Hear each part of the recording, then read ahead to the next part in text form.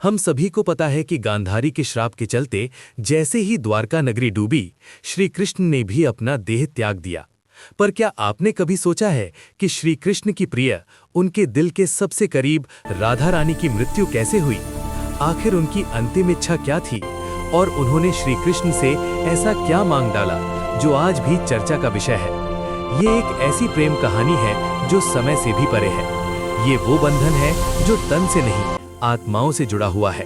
तो दोस्तों, आज हम जानेंगे राधा रानी की मृत्यु का असली रहस्य और उनकी अंतिम इच्छा की अनसुनी मगर रोचक कथा जो आपको हैरान कर देगी। इसलिए इस कथा और इस रहस्य को समझने के लिए वीडियो को पूरा जरूर देखें, क्योंकि इस कथा को पूरा सुनने से आपका जीवन सफल हो जाएगा। तो चलिए इस रहस्यमय कथा को शुरू करते हैं।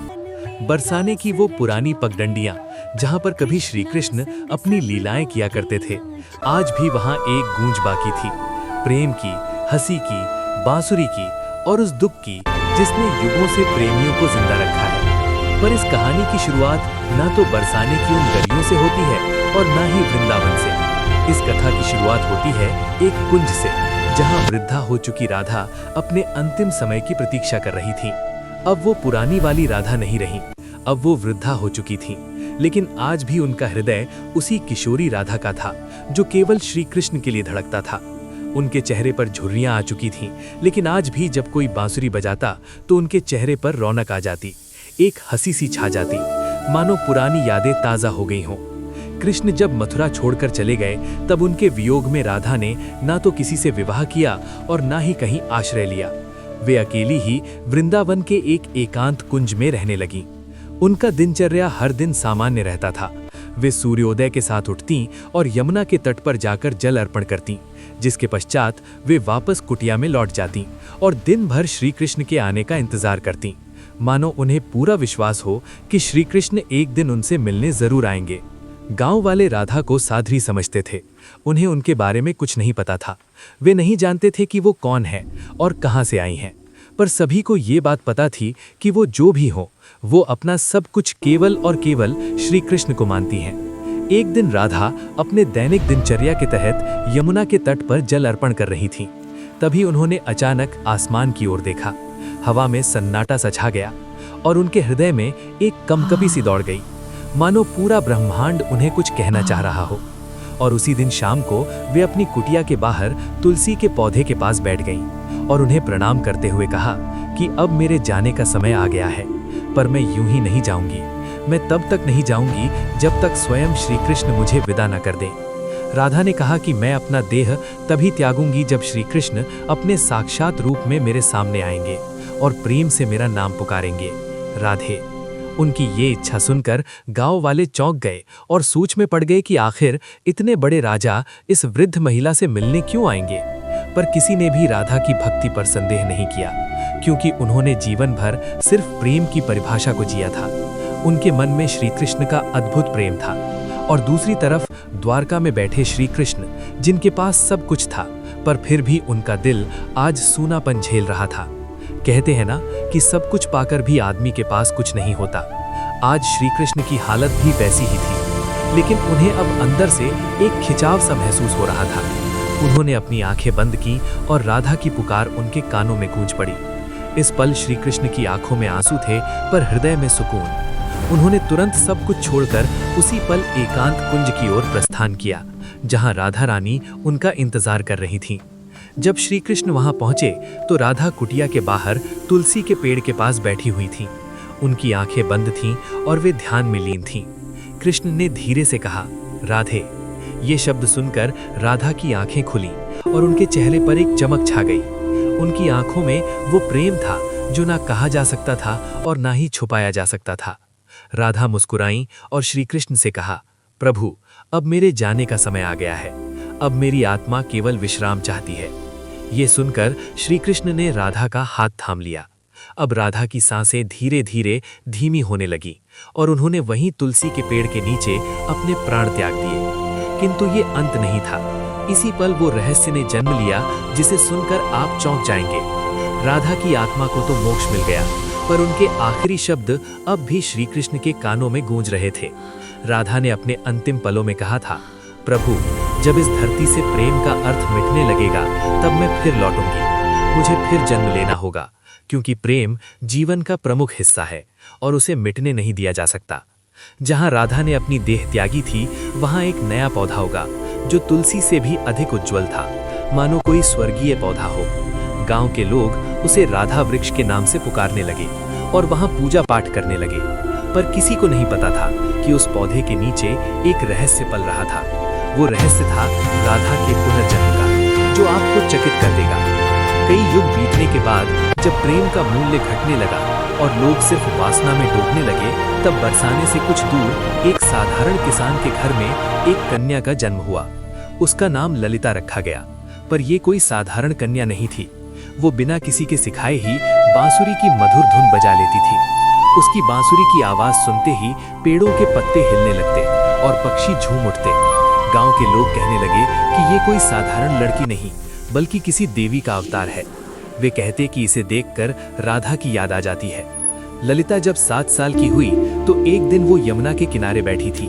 उसी वक्त एक संत वहां से गुजरे। उन्होंने ललिता को देखा और जब उसकी आंखों में झांका तो वे मंत्रमुग्ध हो गए। उन्होंने कहा, वही आंखें, वही चंचल मुस्कान, राधा तुम लौट आई। ललिता को अक्सर सपने में एक सुंदर श्याम वर्ण पुरुष दिखाई देता, जो कोई और नहीं बल्कि श्री कृष्ण ही थे। वे कुछ नहीं बोलते, बस बांसुरी बजाते रहते। उस बांसुरी की धुन ललिता के दिल को छू जाती। एक दिन ललिता ने अपनी माँ से पूछा, माँ, ये प्रेम क्या होता है?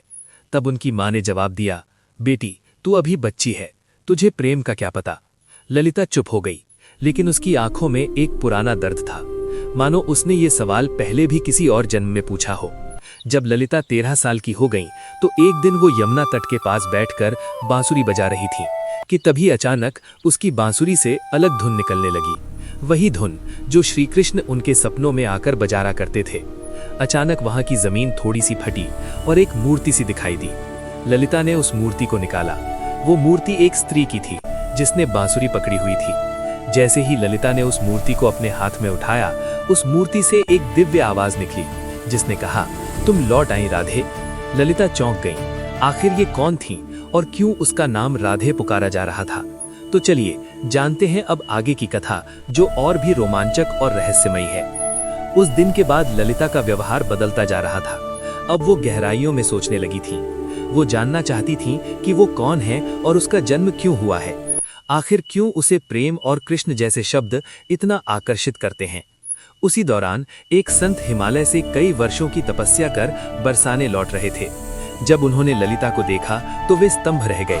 वे बोले, युगों पहले मैंने यही आंखें राधा की देखी थी। कन्या, तुम इस युग की नहीं हो। हमारा जन्म किसी उद्देश्य से हुआ है। ललिता ने पूछा, कौन सा उद्देश्य? तब उस तपस्वी संत ने अपनी आंखें बंद कर जवाब दिया, अभी के युग में प्रेम केवल एक शब्द बनकर रह गया है। तुम्हें उसे फिर से जीवन बनाना है। अब बरसाने की गलियों में एक नई कथा जन्म लेने वाली थी। दरअसल ये कथा नई नहीं बल्कि पुरानी थी, राधा के पुनर्जन्म की कथा।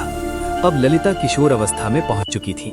अब उनके मन में विचित्र सी बेचैनी थी, मानो कोई उन्हें पुकार रहा हो। रातों में ललिता यमुना के तट पर अकेले बैठती और उस अज्ञात पुरुष की कल्पना करती जो उन्हें सपनों में दिखाई दिया करते थे। एक दिन ललिता ने अपनी माँ से पूछा, माँ, क्या प्रेम बिना कहे भी हो सकता है? तब उनकी माँ ने जवाब दिया, बेटी, सच्चा प्रेम तो वही होता है जो कुछ कहे बिना ही हो जाए। पर ललिता तो कुछ और ही सोच रही थी। उनका हृदय उस व्यक्ति के लिए धड़क रहा था जिससे वो कभी मिली भी नहीं थी। एक दिन उस स्वामी ने ललिता को अपने आश्रम में बुलाया और कहा, राधे, अब समय आ गया है। कृष्ण इस युग में जन्म ले चुके हैं, पर इस युग में उन्होंने एक ब्राह्मण के रूप में जन्म लिया है और तुम्हें उन्हें ढूंढना पड़ेगा। ये सुनकर ललिता खुशी के मारे झूम उठी, क्योंकि जिस पल का उसे इंतजार था वो आने वाला था। पर एक समस्या थी, ललिता श्री कृष्ण को पहचानेंगी कैसे? तब उस संत ने कहा, जब वे तुम्हारे सामने आएंगे तो तुम खुद ही उसे पहचान लोगी। पर ध्यान रखना, इस बार परीक्षा और भी ज्यादा कठिन होगी, क्योंकि अब युग बदल चुका है।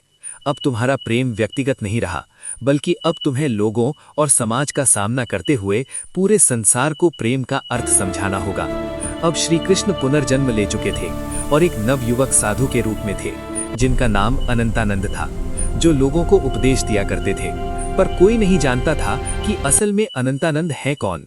वे जब प्रवचन देते तो प्रेम की ऐसी वाणी बोलते कि लोग रो पड़ते थे। वे कहते थे, प्रेम केवल शरीर का नहीं बल्कि आत्मा का संबंध है। प्रेम का अर्थ ही है त्याग और समर्पण। पर अंदर से वे भी अधूरा सा महसूस करते थे। वे भी हर रात यमुना के तट पर जाकर बैठ जाते और उस अज्ञात स्त्री के स्वप्न में खो जाते। अब एक दिन संत के आदेशानुसार ललिता अपने माता पिता को प्रणाम कर अकेले ही अपने उस अज्ञात प्रेम की तलाश में निकल पड़ी। उनके हाथ में केवल एक छोटी सी बांसुरी थी और मन में दृढ़ निश्चय। वे गांव-गांव घूमती, कभी कथा सुनती तो कभी कई साधुओं से मिलती, इस उम्मीद में कि उसे उसका प्रेम मिल जाए।